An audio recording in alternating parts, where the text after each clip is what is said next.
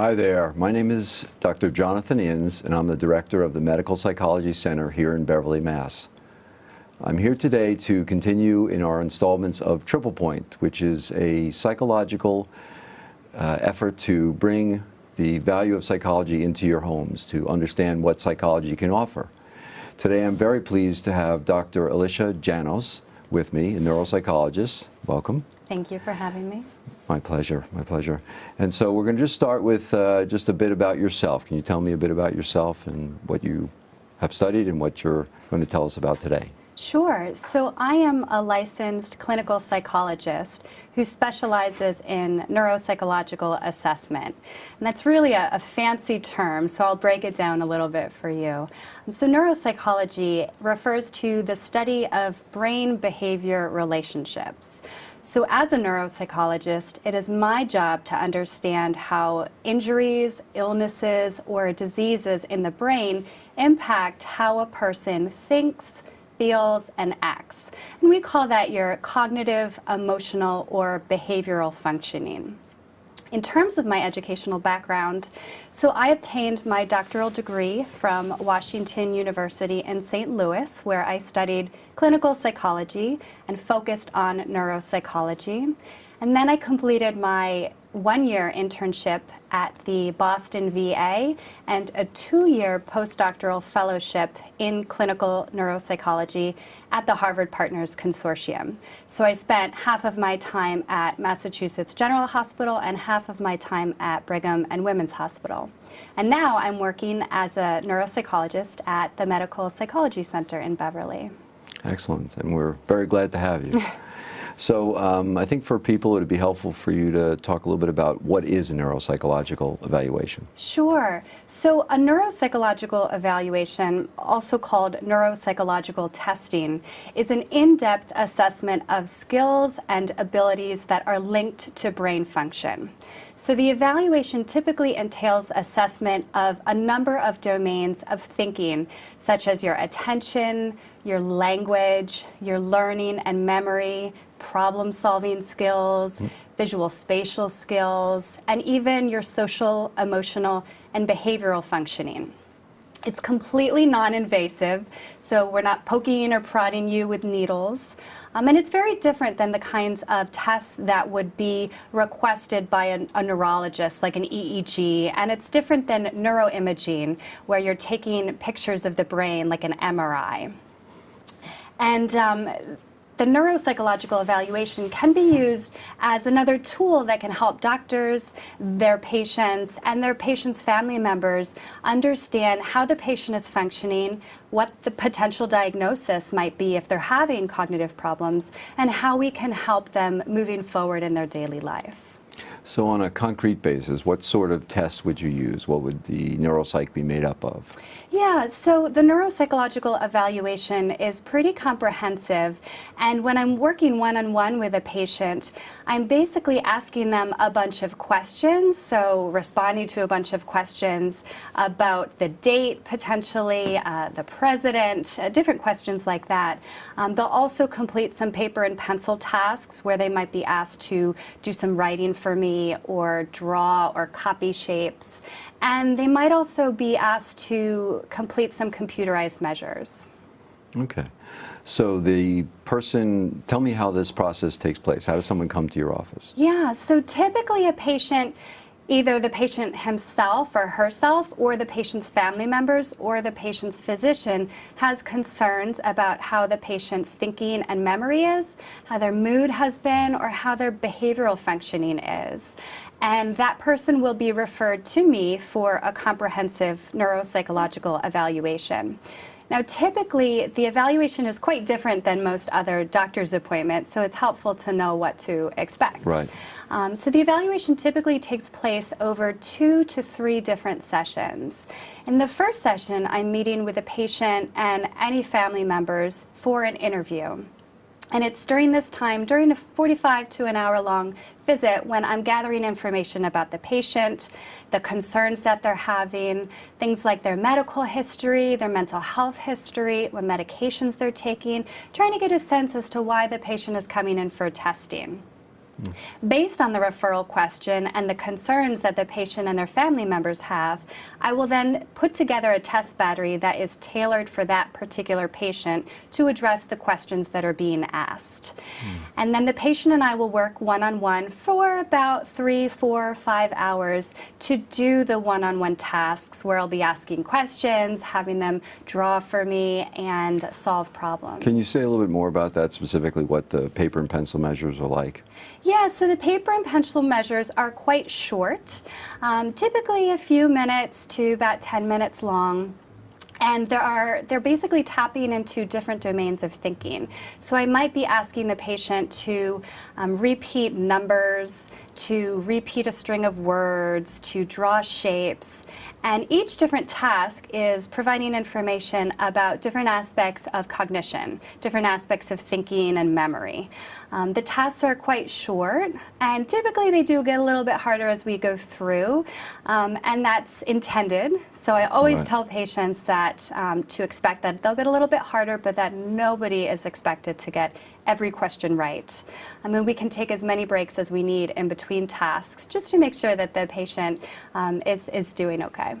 Right. So I was always struck by for example, things like the drawing a clock. Can you explain how that might function? People are going to be curious as to how can I know what's going on inside my brain by these simple measures. Yeah, so as I mentioned, I have patients do a number of different tasks, and each task is tapping into different domains of thinking. For something like a clock drawing, I might ask the patient to draw a clock for me, and the idea is that the patient is required to use different skills to create a clock. They're expected to, number one, remember what a clock looks like, to be able to plan their drawing, to organize all of the numbers on the page, and make sure that they include them all in the appropriate locations. And then they need to set the time properly, putting the hour hand and the minute hand into the right place. And so it taps into a number of different domains of thinking, and it's a quick screen to let me know how the patient is functioning And there are some cognitively. people, then there are some people who would have trouble with that, I guess. There are some patients that would have difficulty.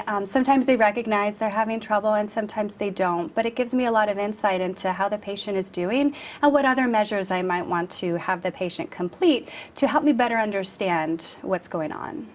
So if I'm somebody and I'm coming in for testing, so I'm having some trouble with my memory or perhaps my functioning, first of all, I assume it's more of an elderly population that you work with? Or? You know, I do see patients kind of across the lifespan, ages 16 and up.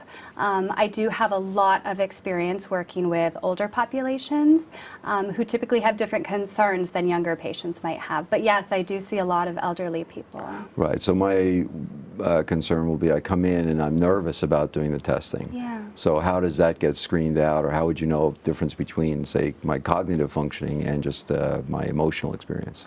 Absolutely. So it's a common concern for patients coming in to be nervous and to feel anxious, and that's very normal. And you know, there are a lot of strategies that I use to help the patient feel a bit more comfortable.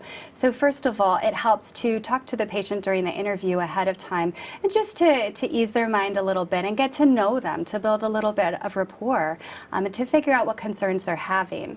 During the testing, I make sure that we start easy, that nothing that I have them do is going to be too taxing. I let them know that we can take as many breaks as possible. And one of the benefits of having such a long evaluation is that I can see how people are doing over time. And typically people will feel a bit anxious at first, but as hour one completes, then you start to notice that people feel a bit more comfortable. And there are ways that I, as a neuropsychologist, can figure out whether somebody's performances are impacted due to anxiety or if it's impacted due to more serious memory problems. And so that might be something that is inherent in the question. Is this something where perhaps the person is depressed, or, you know, is the beginning of a dementia, or is that fair to say? Exactly. Yeah. That's exactly right. So it's very common for older individuals to start having concerns about their thinking. Often people feel as though their thinking speed has slowed, they have a harder time focusing, they have a harder time learning information and remembering things. They might have siblings or even children who say, "Gosh, Mom, I already told you that. Don't you remember?" And so I'll see those patients to determine whether they're having memory problems that would be greater than would be expected for their age. But we also know that in addition to having more thinking problems, older people can also have more mood symptoms. They can feel depressed, they can feel anxious, they can feel stressed out. And it's my job to help tease apart, is someone's difficulty due to true memory problems that might be concerning for something like dementia, or are there problems more reflective of anxiety or depression? There's actually a term that we use to refer to memory problems that mimic depression, but that are due to depression. We call it pseudodementia in adults. And so a common referral question that I get is, does this 65, 70-year-old patient have true memory problems indicative of a dementia, or are there memory problems due to depression or stress or anxiety? Right. Now, changing gears somewhat, you and I had been to Family Medical Associates last week, and there was a question about the notion of ADD. Is that something also you can address for us so that they will get the sense of how that's valuable, how neuropsych can be valuable in Absolutely. So, attention deficit? Yeah, the term ADHD, or attention deficit hyperactivity disorder, has been in the news a lot. It's kind of a hot button topic lately. Right. And really ADHD refers to problems with attention, executive functioning, emotional functioning, and behavioral functioning that are typically present when someone is a child, but they tend to persist throughout a person's lifetime. And that's a frequent question that I get is, do I have ADHD? My kids have been diagnosed, my siblings have been diagnosed, and I feel like this kind of reflects my problems. So that's a typical referral question that I get. Sometimes insurances won't tend to cover ADHD evaluations, but I can certainly see those patients for private pay, and I can help them understand, number one, are their symptoms consistent with a condition like ADHD? And if so, what kinds of recommendations can I offer them to help with their attention and their memory in daily life? Mm. So it's a valuable skill for the assessment of the ADHD in terms of differentiating perhaps their anxiety versus something that's more brain-based. Absolutely. Unfortunately, science is not at the place today where we can just take an MRI of the brain and be able to diagnose someone as having ADHD or anxiety or depression or sometimes even dementia. And what we know through research is that neuropsychological testing is still one of the most sensitive, subtle ways to detect minor problems that someone might be having. And we can often detect that earlier than a brain scan can. So that's one of the values of having a neuropsychological evaluation at any time in your life. Right. Another question that they had at the Family Medical Associates was about like TBI, traumatic brain injury. So could you talk about that a little bit? Sure, another hot button topic, especially with all the concussions you're hearing about in the media. So yes, absolutely. One of my specialties is in TBI, or traumatic brain injury. And what that means is that someone has had a head injury, some blow to the brain that at least temporarily disrupts their brain function. So people with a head injury, and most people I think have had some sort of head injury, people remember feeling like they're kind of dazed and confused. They might feel a little bit disoriented. They might have trouble focusing, trouble concentrating. They might have sensitivity to light, sensitivity to sound, a number of different symptoms that can indicate that someone's had a head injury. In addition to physical symptoms, they might also have cognitive symptoms. With a head injury, the kinds of cognitive symptoms you might have are trouble focusing. That's a really big one. People might have trouble planning their day, staying organized, prioritizing what they need to do first. And they might have trouble with learning and memory. Processing speed is typically affected. And so I think it's a great idea for anyone that's had a head injury or a concussion to have a neuropsychological evaluation to learn a little bit more about the event and whether or not they do have any cognitive sequelae from that episode. Okay, good. So if I did have questions about, let's say I've been in a car accident and I was not quite the same, something had happened and I don't know what's wrong? What would I do? How would I go about it? Sure. So there are several things I would recommend. The first is to contact your primary care provider to schedule an appointment. Regardless, you can always contact me or our clinic to schedule a neuropsychological evaluation. It's often helpful to talk to your primary care provider, but also to do a bit more in-depth testing to determine whether there are any subtle cognitive difficulties that you're having. Okay, so if someone was listening out there, what would they do? They would call and call their doctor and... I would recommend that they call their doctor, talk to their doctor about obtaining a neuropsychological evaluation. Right. You can let your doctor know that you heard that the Medical Psychology Center offers these evaluations, and they can also contact us directly at the Medical Psychology Center. I'm always happy to talk to anybody, including patients, their family members, or the referring providers, about whether an evaluation might be helpful and appropriate, and if so, how we can go about scheduling that. Okay. The other thing that I was thinking about when having this discussion is the notion that we are there in a sense as a early, your services, I should say, in the sense of offering baseline functioning for people.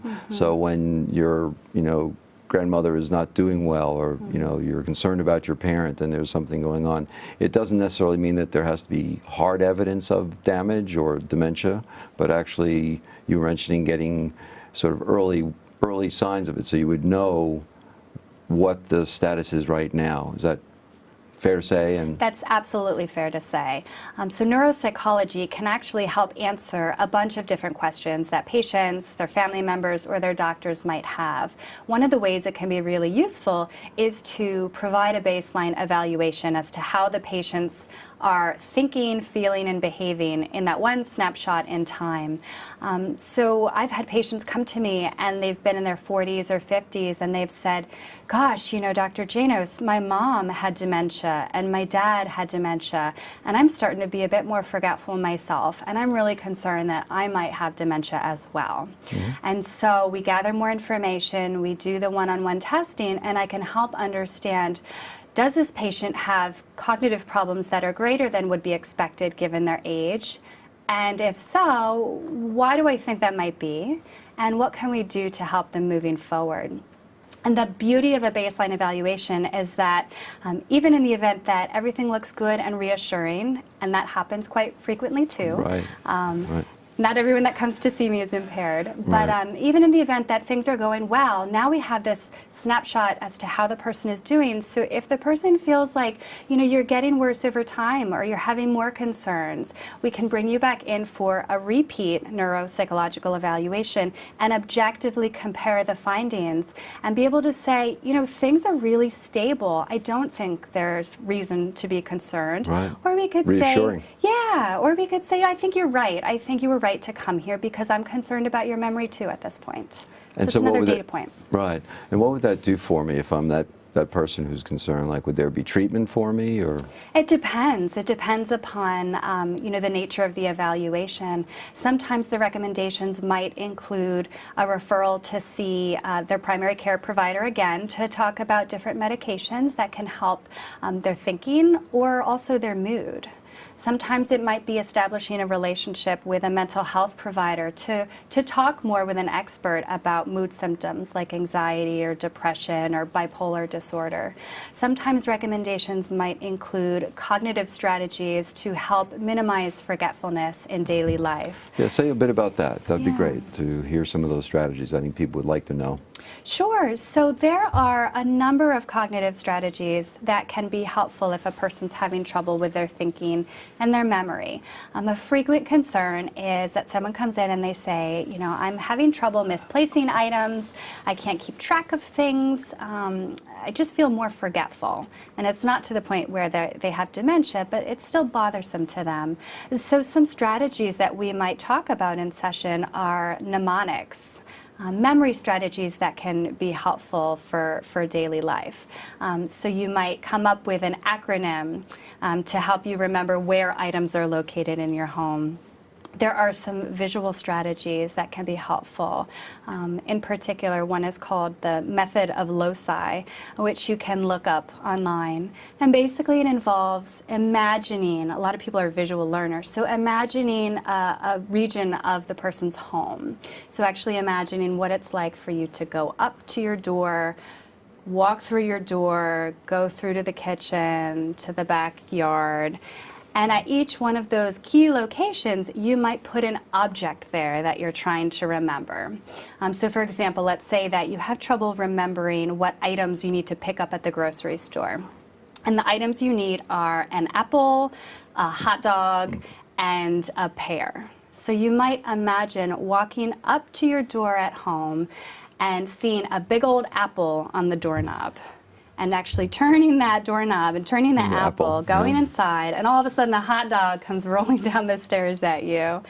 You dodge the hot dog, and then you start veering in towards the kitchen, and there's a big old pear sitting at the kitchen table, right? Yeah. So these are the kinds of strategies that I might teach a patient to help remember those items, so that when they're at the grocery store and they have trouble remembering 3 random items, they can start to visualize that house and what the items look like, and it'll help them remember in daily life. Yeah, I know I'm not even dementing, and I have my own little, seriously, mnemonics when I leave my house.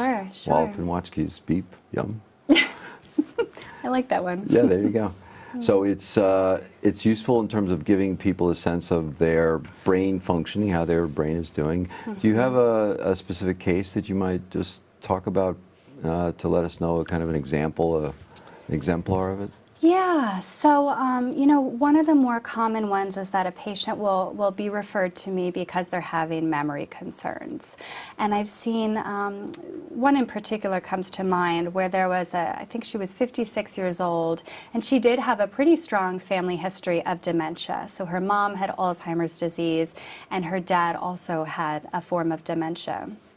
And this woman was taking care of both of her ailing parents at the time, so she was, you know, under a lot of stress, and she was trying to function at work, but was fielding a lot of phone calls about her parents' health.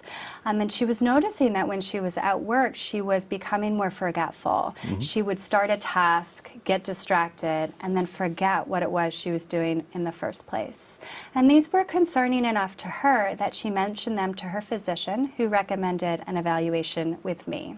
So she and I spent an hour talking about the concerns she's having, other stress factors that would be potentially impacting her thinking, and we decided to pursue the testing. And so we worked together for a few hours to do the paper and pencil testing of her thinking and her memory. And I took a few weeks to take a look at everything, and what I found was that it was quite reassuring. Most of her performances were within normal limits for her age. And she did have a few relative weaknesses that I thought could completely be accounted for by the stress that she was under. So it was really reassuring for her to hear that things were looking okay, and that, yes, I did believe her. She was having some attention problems and some forgetfulness, but it was not surprising, given that she had all of these other things going on in her life that she was needing to attend to. So it was reassuring for her to know that she did not have any signs of dementia, even though she has a family history of it and is thus at an increased risk for dementia. And we talked about some strategies that could help minimize forgetfulness and the importance of reconnecting with a therapist so that she could get a bit more support from someone to help with the stress in her life. As a caregiver. Absolutely. Yeah, that's excellent. One last question briefly is just, I think people have questions about what's the difference between, say, Alzheimer's and dementia. What would you say to that? Yeah, so typically people use them interchangeably, and Alzheimer's is a form of dementia, but there are a number of other different forms of dementia as well. So I think of it as dementia as this umbrella term that can include Alzheimer's disease, which is the most common form of dementia, but there are other kinds of dementia too, like Parkinson's disease dementia, frontotemporal dementia, Huntington's disease dementia, primary progressive aphasias. There are different kinds of dementias, and certainly Alzheimer's disease is the most common, unfortunately. But that can also be a helpful use of neuropsychology, is to determine whether someone has signs of dementia, and if so, what kind of dementia it seems to be, and what treatments or other diagnostic tools they might need, like more blood work, different neuroimaging, meeting with a neurologist. So that's another use of neuropsychology. Excellent, good.